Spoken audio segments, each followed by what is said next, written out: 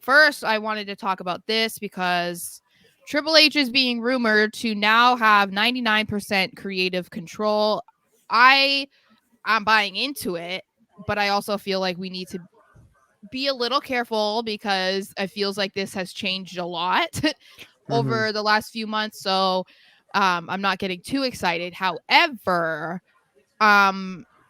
this is according to the dirt sheets, and they were saying that higher ups are saying that, not that it necessarily means anything, but I think it does for the people who watch the product, that you can tell that Triple H is back in creative control because Johnny Gargano returned after being on the shelf for months.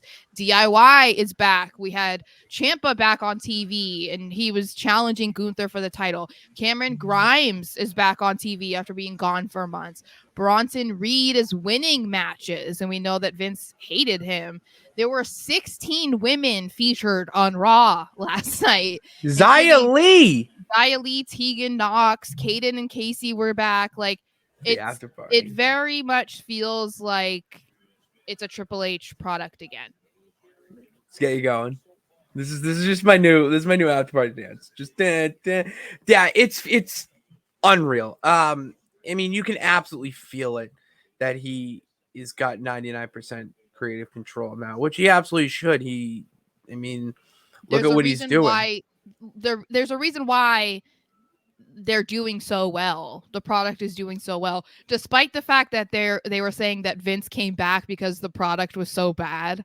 I was like, oh my God, he'll literally say anything, dude. It's like so sad. It's pathetic. It's really sad. And when Triple H in charge, you just see the future. You see the next generation come up and the different stars be featured. And it really relates back to his time when he was coming up in that, the first golden era of wrestling in the 90s and whatnot. It felt like just random people were showing up and more people were getting on screen, whether it was for a 2-minute backstage segment, a 2-minute match, or they're actually getting featured. They're getting on TV. And now you're not seeing that so much with the men. It feels like that's more established, but the women, you're going to see a lot more women superstars be featured. I mean, for God's sakes, the fact that I saw Xia Li is awesome. I think she's fantastic in the ring. Yeah, we're going to talk about her too.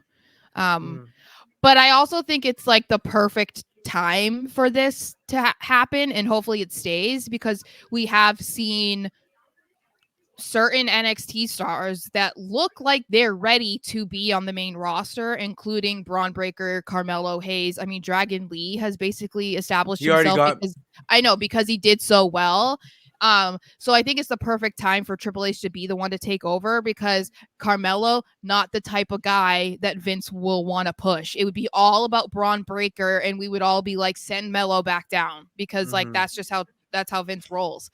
So it's nice to see that Triple H and Shawn are like on the same page with how they evaluate talent, who they think are stars, like who they value. Like it doesn't matter their size, their color, their gender. Like nothing matters as long as you're talented and you're good.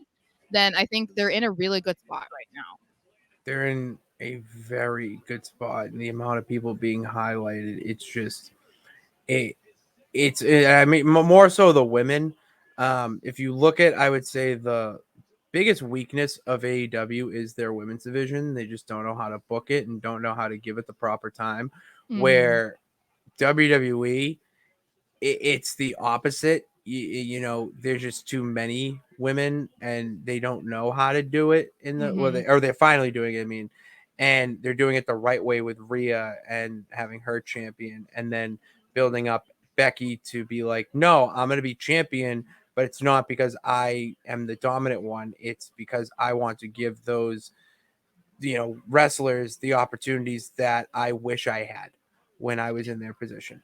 It's so reminiscent of John Cena as United States champion, doing the open challenges every week. And it was basically just because he wanted to put over whoever was in the back that wanted to challenge, regardless of the fact that he won every time. It still was like, oh, this random dude in the back. Okay, yeah, sure. Like that's kind of what it feels like that Becky's doing, which is cool.